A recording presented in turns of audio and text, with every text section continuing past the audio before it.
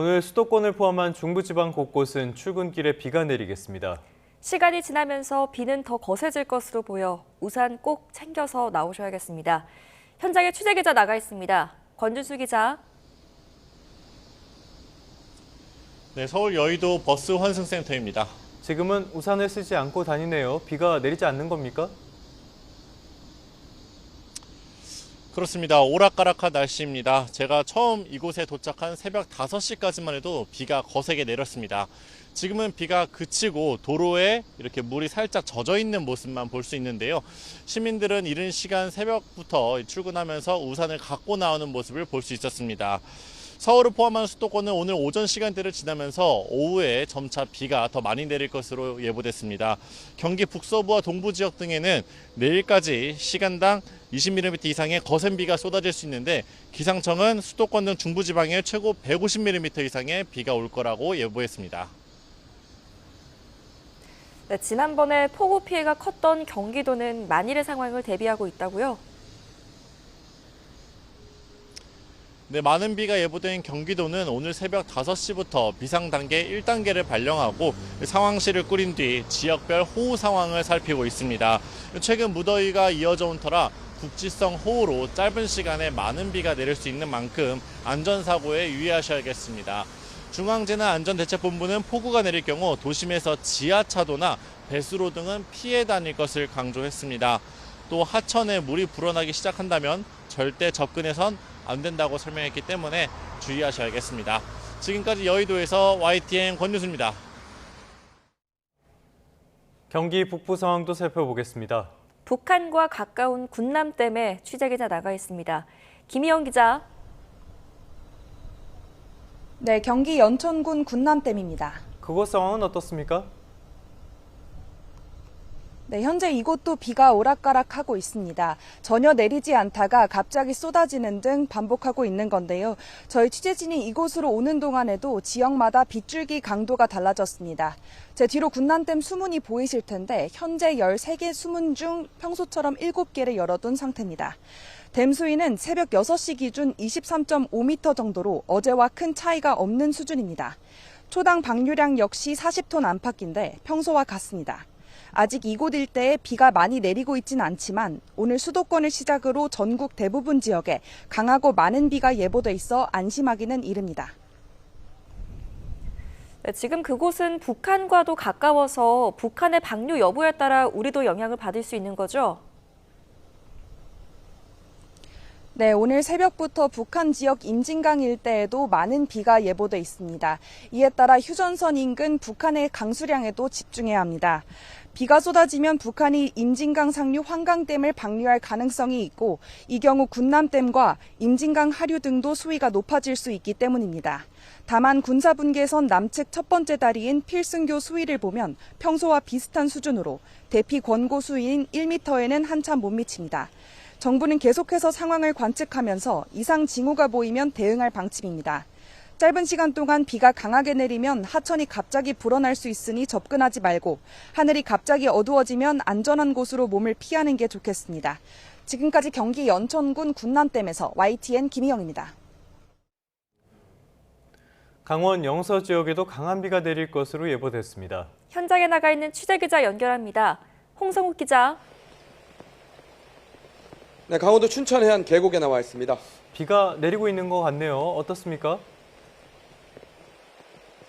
네, 비는 새벽부터 내렸다 그치기를 계속해서 반복하고 있습니다.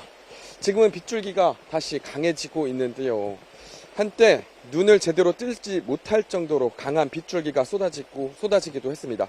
제가 나와 있는 곳이 강원도 춘천 해안 계곡이라고 말씀을 좀 드렸는데요. 오늘처럼 집중호우 예비특보가 있는 날은 이곳 계곡에서 물놀이나 캠핑을 즐기시는 것은 피하시는 게 좋습니다.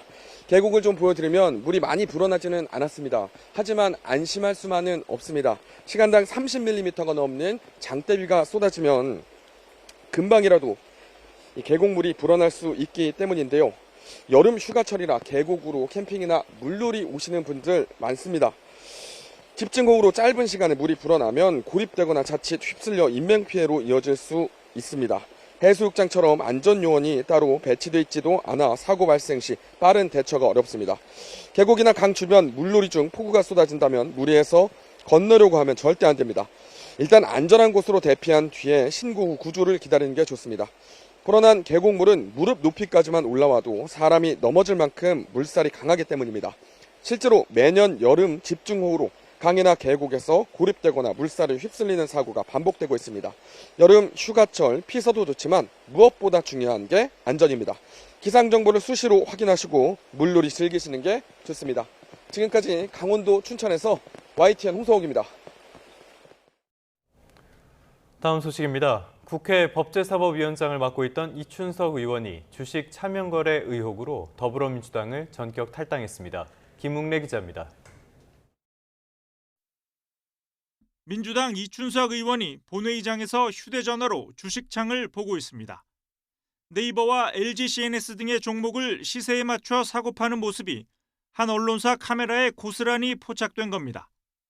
1억 원이 넘는 계좌의 명의는 차모 씨, 이춘석 의원의 여성 보좌관입니다. 국민의힘은 차명 거래가 의심된다며 집중 포화에 나섰습니다.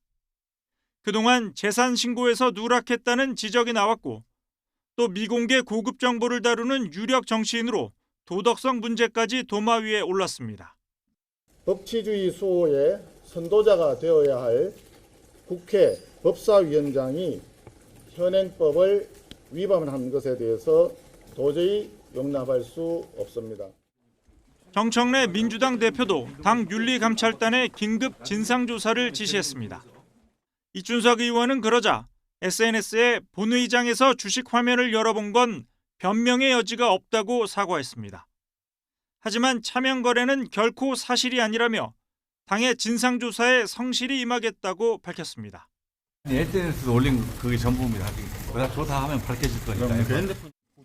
하지만 논란이 일파만파 커지고 경찰이 이 의원과 보좌관을 금융실명법 위반 혐의로 입건하자 전격 탈당했습니다. 이 의원은 저녁 8시쯤 정청래 대표에게 전화해 당에 누를 끼쳐 죄송하다며 탈당의 뜻을 밝혔고 정 대표는 탈당하면 당내 조사나 징계를 할 수 없는 만큼 경찰의 철저한 수사로 진상이 밝혀져야 한다고 말한 것으로 전해졌습니다. 이 의원이 탈당하면서 국민의힘이 야당 몫이라며 탐냈던 국회 법제사법위원장 자리도 공석이 됐습니다. YTN 김웅래입니다. 내란 세력 척결을 외치며 당선된 더불어민주당 정청래 대표가 정당 해산을 못할 것 없다면서 국민의힘을 정조준했습니다. 조은지 기자입니다. 집권 여당의 간판으로 뽑힌 지 나흘째 민주당 정청래 대표는 김민석 국무총리와 만나 당정대 원팀을 부각했습니다. 이심 정심으로 이재명 대통령의 국정 철학을 헤아려서 잘하겠습니다. 이정김 동심이죠. 국민주권 정부의 동력이 민주당이라고 생각합니다. 17대 국회 입성 동기 우원식 의장 접견에선 시대 정신은 이재명 정부 성공과 내란 종식이라며 민생개혁 법안을 위해 도와달라고 손짓했습니다. 비상계엄을 해제할 때의 그런 결연한 심정으로 앞으로 결단을 많이 해주셨으면 좋겠다. 정청래 대표는 아침 강성 지지층이 듣는 김어준 씨 유튜브에선 국민의힘 정당 해산을 진짜 추진하냐는 말에 이렇게 대답했습니다. 통합진보당 해산 사례로 비춰보면 국민의힘은 10번, 100번 정당 해산감이다. 또 내란 세력과는 현 시점 대화할 수 없다고도 거듭 못 박았습니다. 대국민 사과, 진솔한 석고대죄 이런 것은 기본으로 있어야 악수도 사람하고 악수하는 거지. 실제 국민의힘과는 악수하지 않았습니다. 조국혁신당과 진보당 등 범여권 성향 야사당과 잇따라 만나 공동 운명체다 동지다 살갑게 교감하면서도 제1야당은 외면한 겁니다. 국민의힘은 집권여당 당대표는 소인배다운 행동이 아닌 대인처럼 행동하라며 오만에 찬 행위가 이재명 정권 운영에도 도움되지 않을 거라고 경고했습니다. 정청래 대표는 의원들을 징계하는 국회 윤리특별위원회 구성도 여야 동수 합의를 깨고 민주당 우위로 다시 짜겠다는 뜻을 밝혀 또 한 번의 파열음을 예고했습니다. YTN 조은지입니다.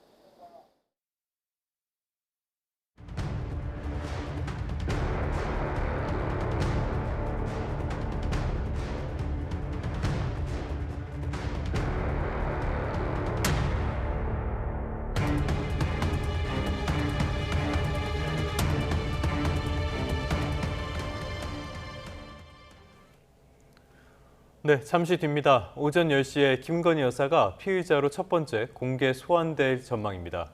방대한 의혹을 받는 만큼 시간과의 싸움을 벌이는 특검이 어떤 전략으로 조사를 펼칠지도 관심입니다. 임주혜 변호사와 관련 내용 짚어보겠습니다. 어서 오십시오. 네, 안녕하세요. 첫 포토라인, 전직 영부인으로서 지나게 되는데 동선이 꽤 긴가 봐요. 그렇습니다. 김건희 특검 사무실 구조를 보자면요. 일단 1층에서 내려서 이 특검 사무실 안으로 걸어 들어가는 모습이 그대로 노출될 수밖에 없는 구조입니다.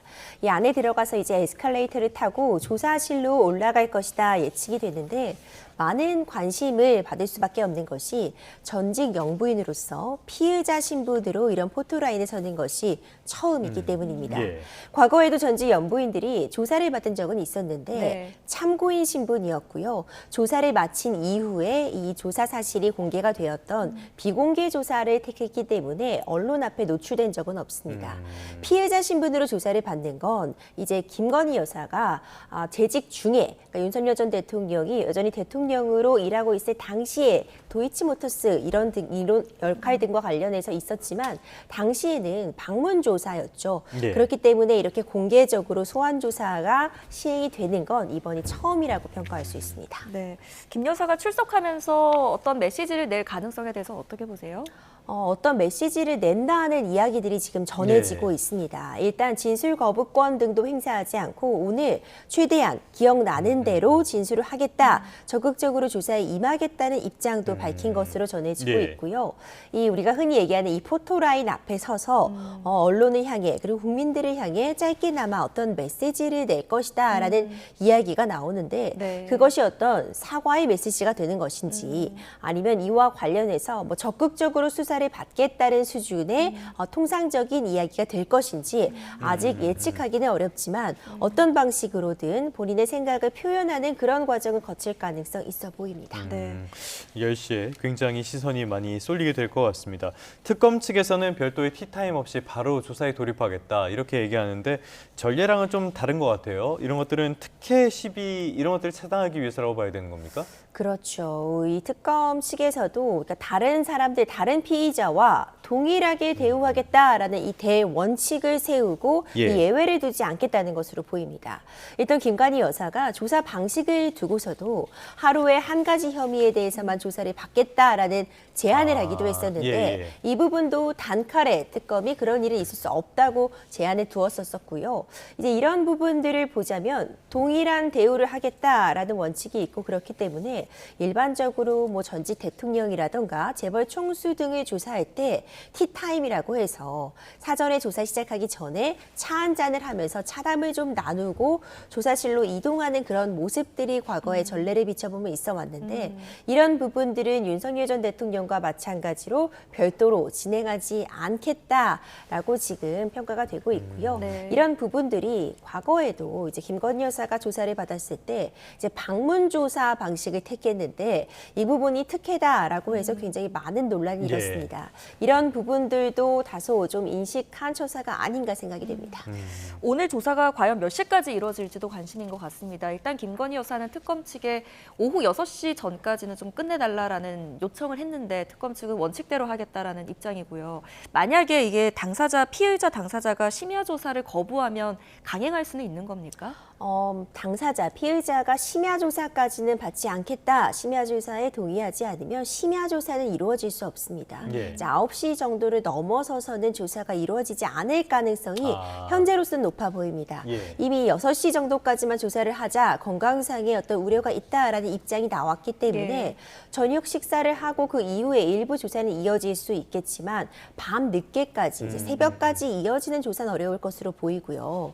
이 정도 시간까지 조사를 마치려면 이 조서를 열람하는 데 드는 그 시간 같은 부분들도 좀 감안이 되기 때문에 이제 이런 부분들은 지금 변호인이 선임된 단계라 또 1차 예. 한 차례 조사만으로는 끝날 수 없다는 부분들이 감안이 된다면 네. 이 시간 정도는 서로 어느 정도 조율을 하지 않을까 생각이 됩니다. 뭐 심야 조사 안 받으면 여러 차례 조사를 받으면 되는 일이니까요. 워낙 혐의가 많으니까 이 혐의에 대한 내용 간략간략하게 짚어보도록 하겠습니다. 첫 번째로는 주가 조작 사건. 도이치모터스가 일단 핵심이 되겠죠? 그렇습니다. 도이치모터스 사건은 사실 이미 꽤 많이 알려진 사안이었습니다. 예. 그런데 이 특검이 출범하기 이전에 김건희 여사에 대해서 관련이 없다. 그러니까 도이치모터스가 의도적으로 전주들을 모집해서 주가를 부양시켰다. 이런 부분들이 문제가 되었는데 관련자들, 이 도이치모터스 주가 조작과 관련해 문제가 된 당사자들은 이미 법적인 처벌을 받았는데 이에 김건희 여사의 계좌 역시도 확인이 되었지만 김건희 여사는 이 주가 조작 혐의에 대해서 아는 바가 없었다라는 이유로 불기소 처분을 받았습니다. 하지만 재조사 결정이 최근에 있었고 그와 관련된 의혹들도 지금 정조준하고 있는 상황인데요.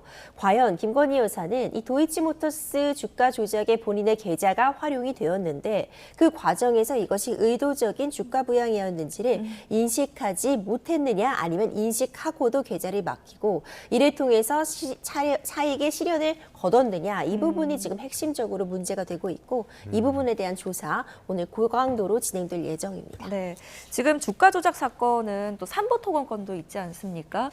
보니까 이제 특검도 굉장히 집중적으로 수사를 해왔고 그제는 박진 외교부 전 장관도 불러서 조사를 했는데 윤 전 대통령과 김건희 여사가 어떤 혐의를 지금 받고 있는 건가요? 이 삼보토건 관련된 의혹은 상대적으로 도이치모터스 건보다 특검 출범 전에는 덜 알려졌던 사안입니다. 그렇죠. 예. 이 삼보토건이라는 회사의 주가가 일명 우크라이나 재건주라는 그런 테마주로 묶이게 되면서 네. 급격하게 주가가 상승한 부분이 지금 문제가 되고 있는데요.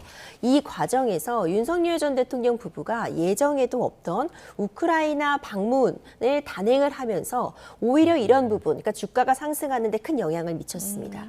문제는 삼보토건은 우크라이나 재건 사업에 참여할 역량도 없고 의도도 없는 상태에서 고의적으로 예. 이런 뉴스만을 흘림으로써 주가를 부양시키고 이 관련자들, 특히 임직원들이 막대한 시세 차익을 얻은 것이 지금 문제가 되는 사안인데 네. 윤석열 전 대통령 부부도 이런 삼보토건의 주가 부양에 관여한 바가 있는 것 아니냐라는 의혹입니다. 특히 지금 김건희 여사의 어떤 여러 가지 자금 관리 등을 담당하고 이 블랙펄 인베스트의 전 대표, 이 전 대표 같은 경우에도 단체 메시지 창에 내일 삼보 체크 이런 대화를 남기기도 했는데 예. 이것이 삼보토건이 이제 급격하게 주가가 상승할 것을 미리 알고서 남긴 것 아니냐라는 의혹을 받고 있습니다. 이제 이런 부분들이 더해져서 이 우크라이나 방문 역시도 이 삼보토건 주가 부양을 위해서 어떤 이슈거리, 뉴스거리를 만들기 위한 방문이 아니었느냐 이 부분을 확인하기 위해 박진 장관 역시도 왜 갑자기 대통령 내외가 이런 순방 일정을 잡게 되었는지 그 사실관계 파악을 위해 참고인 신분으로 조사를 마쳤습니다. 알겠습니다. 지금 이야기가 나온 김에 이종호 전 블랙펄 인베스트먼트 대표 이야기도 해보도록 하죠. 최측근으로 알려져 있고 어젯밤에 결국에 구속이 됐습니다. 입을 열 가능성 어떻게 보세요? 이종호 전 대표 같은 경우에는 키맨으로 분류될 수밖에 없습니다. 지금 김건희 특검이 조사하고 있는 이 혐의점은 대부분 공통된 부분이 있는데 결국 뭐 어떤 공천에 있어서의 개입 의혹 그리고 어떤 주가 부양 이 모든 과정에서 어떤 청탁이 있었고 이 청탁이 과연 윤석열 전 대통령 부부에게 전해졌으며 그에 따른 대가를 수령하고 실제로 어떤 수사에 외압을 작용한다거나 공천에 개입한다거나 어떤 이권을 준 것이 있느냐 이 부분이 사실 줄기가 동일하다고 볼 수 있는데요. 이종우 전 대표 같은 경우에는 그런 청탁을 전해 듣고 지금 김건희 여사에게 전달한 메신저 역할을 한 것으로 특검은 보고 있는 겁니다. 예.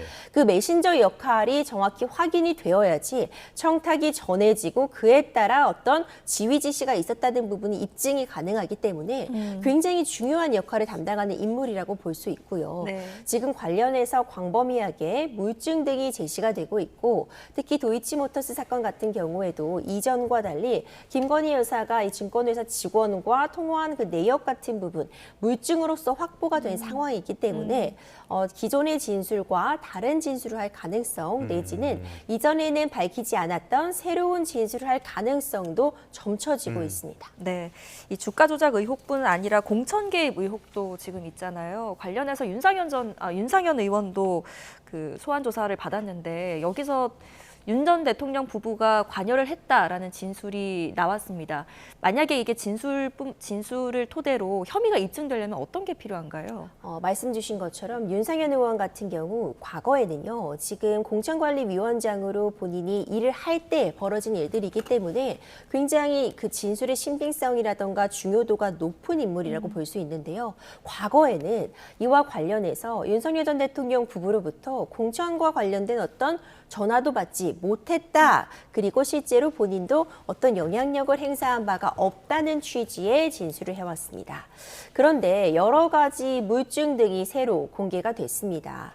이 명태균 씨와 윤석열 전 대통령의 통화 녹음 내역 같은 부분도 공개가 됐는데 이와 관련해서 윤상현 공천관리위원장, 윤상현 의원에게 내가 전화를 했다라는 취지의 내용도 담겨 있고요. 네. 이런 다른 관련자들이 일부 진술을 변경하게 되면서 윤상현 의원 역시도 이번에 출석을 해서는 진술을 일부 바꾼 것으로 전해집니다. 그 내용이 윤석열 전 대통령으로부터 관련된 이 공천과 관련된 전화를 받았지만 김영선 의원이 공천을 받게 된 건 정상적인 표결의 결과에 따라 받게 된 것이지 본인이 어떤 외압을 행사한 것은 아니다라는 취지로 변경이 있었거든요. 하지만 확인이 된 부분은 일단 어떤 전화를 받았다까지는 확인이 되었기 때문에 만약 윤석열 전 대통령 부부가 공천에 개입한 것을 보다 확실하게 입증을 하려면 전화를 받았는데 그 전화 내용이 특정 후보에 대해서 공천을 해주라는 내용인지 이걸 입증할 만한 메시지나 다른 사람들의 진술이 추가적으로 있다면 지금 윤상현 의원의 진술의 신빙성 더 높아지게 되고요. 그리고 공천을 받는 과정에서 과연 정당하게 열심히 일한 후보가 공천을 받은 것인지 아니면 이 과정에 어떤 개입이 있는지는 지금 전방위적인 압수수색을 통해서 공천 관련한 그런 자료들, 이 이준석 대표에 대한 이준석 의원에 대한 압수수색이 단행된 것도 그 공천 당시의 자료를 좀 확보하기 위한 것으로 보여져서 어떤 추가적인 물증까지 확인이 된다면 이 공천에 개입을 하기 위해 어떤 지시가 있었고 그에 따라 공천이 이루어졌다는 그 연결고리가 확인이 되면 이 혐의점이 입증될 수 있어 보입니다. 알겠습니다. 조금 전에 들어온 속보 하나 정리하고요. 다시 혐의 내용 살펴보도록 하겠습니다. 연천과 철원에 오늘 오전 7시부터 호우주의보가 내려졌다는 소식인데요. 지금 이 지역에 시간당 20mm 이상의 강한 비가 예보돼 있다고 합니다. 비 피해 없도록 각별한 주의가 필요하겠습니다. 자, 다시 김건희 여사의 혐의 내용 들여다보도록 하죠. 많기도 진짜 많네요. 건진법사 청탁 의혹, 이 부분으로도 지금 수사가 집중이 될 것 같은데 통일교 교단 차원의 청탁, 이쪽이 있는 것이 아니냐 의혹이 좀 커지고 있는 것 같아요. 그렇습니다. 이 건진법사 관련된 부분은 이제 명품백 수수 논란으로도 또 많이 알려져 있습니다. 네. 고가의 명품백과 유명 브랜드의 고가의 목걸이를 지금 전성배 씨에게 통일교 측 관계자가 전달을 했고 이 통일교 측의 어떤 이권을 청탁을 하면서 이 고가의 제품들이 김건희 여사에게 전달이 되었는지 그래서 어떤 청탁이 실현되었는지 이 부분이 핵심인데요. 지금 건진법사 전성배 씨도 통일교 관계자로부터 이걸 받은 것은 맞지만 잃어버렸다고 주장을 하고 있고 지금 이 고가의 목걸이와 이 샤넬백은 이 실물이 확보되진 않은 상황입니다. 이런 상황에서 지금 특검 측에서는 김건희 여사에게 이런 제품을 왜 김건희 여사의 최측근 수행비서가 제품 교환을 했는지 이 부분에 대한 어떤 설명 요구할 것으로 보이고요. 지금 그렇다면 실물은 어디에 있는지에 대한 질문도 이어가리라고 봅니다. 네. 지금 이 문제가 굉장히 확대되고 있는 것이 통일교 차원에서도 이 부분을 관여한 것이 아니냐, 추가적으로 어떤 이권들을 요구한 것이 아니냐라고 지금 수사가 번지고 있기 때문에 지금 오늘 특검에서도 관련된 이 고가의 제품들의 향방을 묻는 것과 더불어서 어떤 방식으로 이런 선물이 전달되려고 했는지, 특히 김건희 여사의 수행비서가 왜 제품 교환 등에 관여했는지 이 부분을 중점적으로 질의 이어갈 거리라 봅니다. 네, 지금 이제 확보된 증거품 중에 영수증은 확보가 됐는데 이게 실물을 아직 찾지 못했잖아요. 이게 실물이 있고 없고가 중요한 겁니까? 물론 최종적으로 누구에게 지금 귀속되어 있는지가 명백하다면 조사가 더 수월할 수는 있습니다. 만약 지금 그 고가의 제품을 갖고 있는 당사자가 있다면 최종적으로 그 사람에게 간 것이기 때문에 어떤 방식으로 그런 제품들이 전해졌는지를 확인하다 보면은 자금의 출처뿐만 아니라 누구에게 전하려고 했는지가 드러날 텐데 현재 구입한 영수증 그리고 교환한 이력까지만 확인이 됐습니다. 최종적으로 이 교환, 특히 가방에 대한 교환을 김건희 여사의 수행 비서 측에서 한 것으로 알려져 있는데 지금 이들은 개인적으로 이 건진법사의 어떤 심부름을 한 것이다라는 취지의 진술만이 나와 있습니다. 이와 관련해서 실물이 끝까지 확보가 되지 않는다고 해도 구매 영수증이라는 강력한 물증이 있고 만약 누구에게 최종적으로 귀속되었는지를 입증할 만한 다른 사람들의 진술, 특히 김건희 여사 최측근으로 분류되는 그 문고리 살인방이라고 하는 이 수행비서들의 진술이 있다거나 내지는 이와 관련해서 다른 물증, 그 가방에 실물이 담긴 뭐 사진이라던가 뭐 착용 내역들 이런 부분들이 물증으로서 확인이 된다면 그 제품의 실물이 끝까지 발견되지 않아도 관련된 혐의가 어느 정도 입증될 가능성은 열려 있습니다. 알겠습니다. 워낙 혐의가 많다 보니까 다양한 내용들을 다룰 수밖에 없었는데요. 잠시 뒤에 7시 반 뉴스부터는 뉴스 특보로 관련 내용 더 자세히 전해드리도록 하겠습니다. 지금까지 임주혜 변호사와 함께했습니다. 오늘 말씀 잘 들었습니다.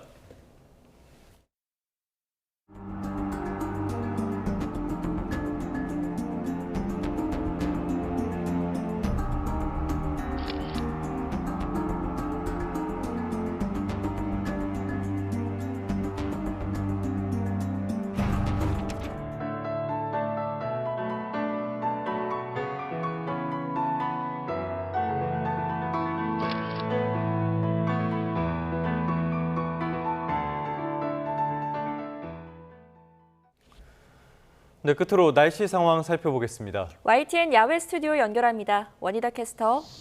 네, 원희다입니다. 폭우 예보가 있는데 호우특보가 내려진 지역도 있다고요?